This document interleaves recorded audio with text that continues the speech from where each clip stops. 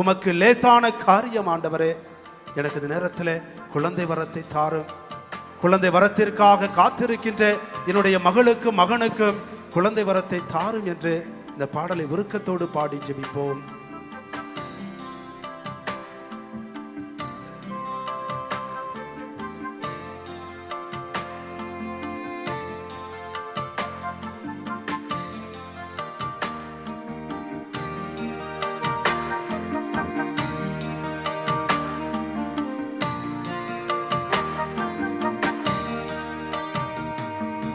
லேசான காரியம் உமக்கது லேசான காரியம்.